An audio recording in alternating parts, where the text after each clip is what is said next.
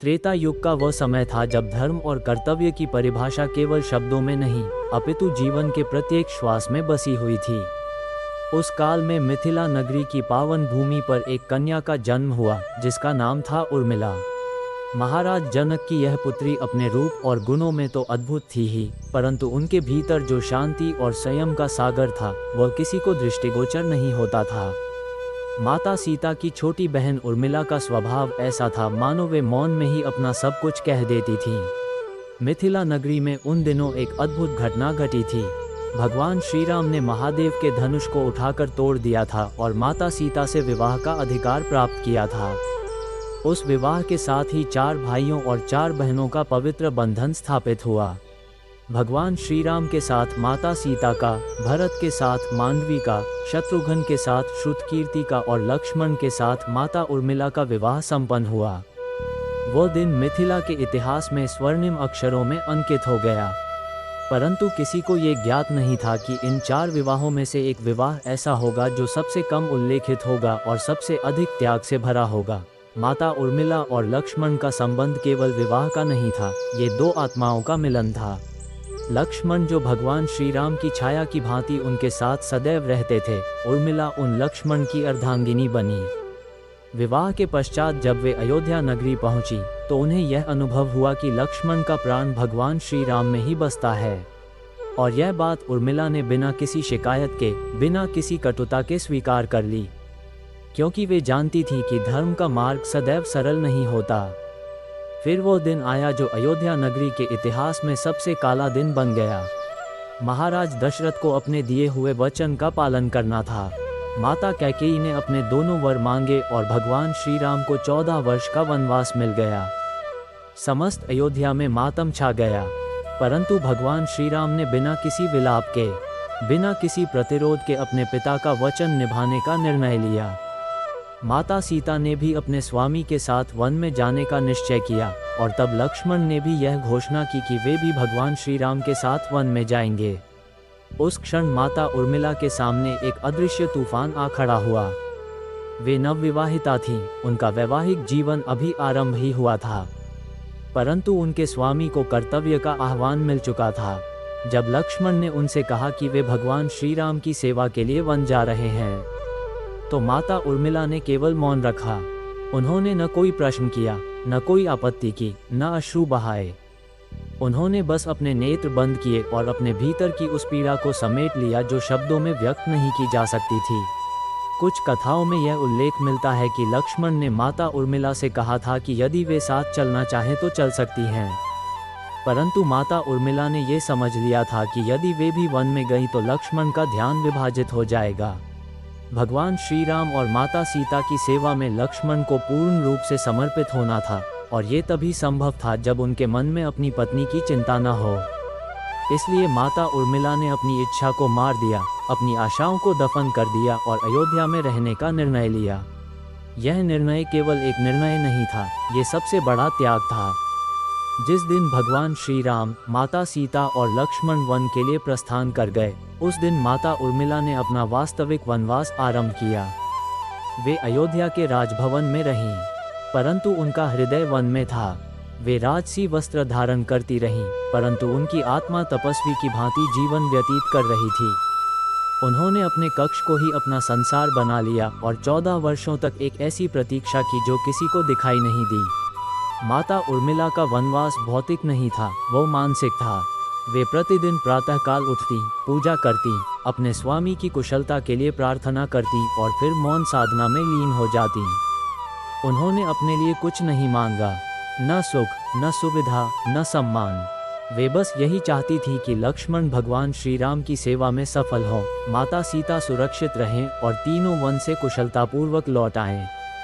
कितनी विचित्र बात है कि रामायण में माता सीता के वनवास की इतनी चर्चा है, परंतु माता उर्मिला के त्याग को लगभग भुला दिया गया।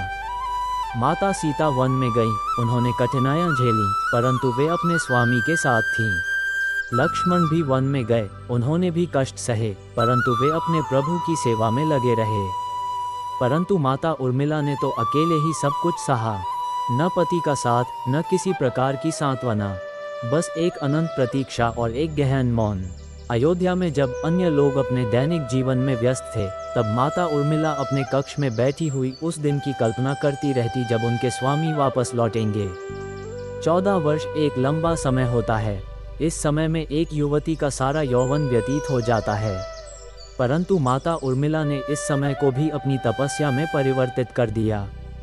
उन्होंने अपने शरीर को सजाना बंद कर दिया, अपने मन को संसार से हटा लिया और अपनी आत्मा को परमात्मा में लीन कर दिया। एक कथा ये भी है कि देवर्षि नारद ने एक बार लक्ष्मण से पूछा था कि वे वन में 14 वर्षों तक कैसे निद्रा के बिना रह सके।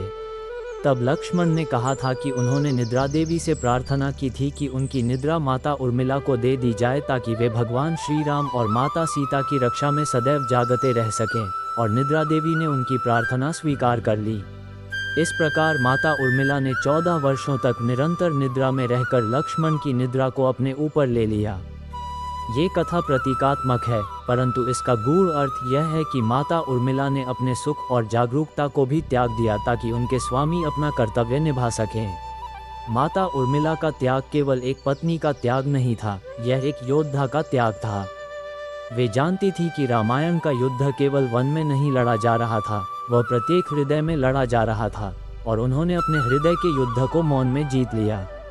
उन्होंने अपनी इच्छाओं पर विजय पाई, अपनी पीड़ा को साधा और अपने कर्तव्य को सर्वोपरि रखा।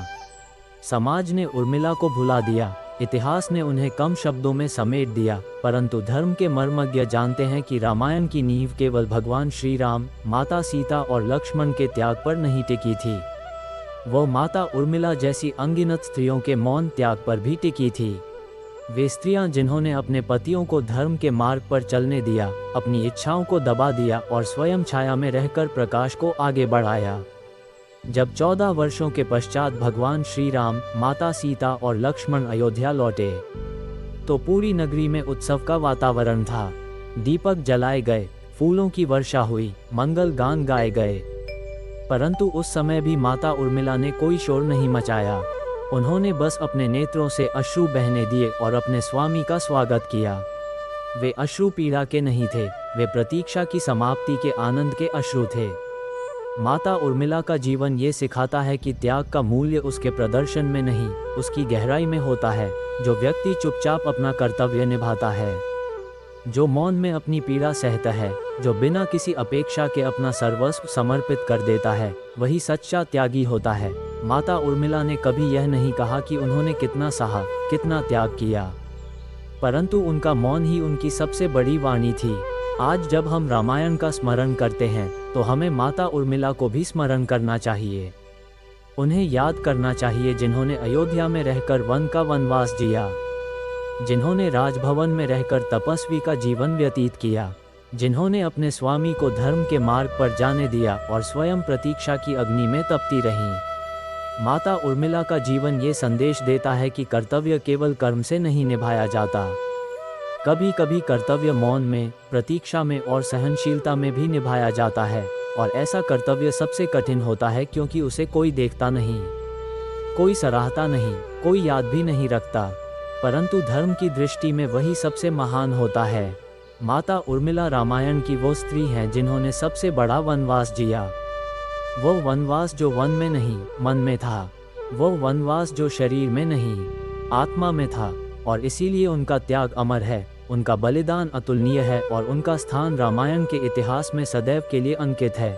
भले ही कम शब्दों में, भले ही मौन में, परंतु अंकित अवश्य है।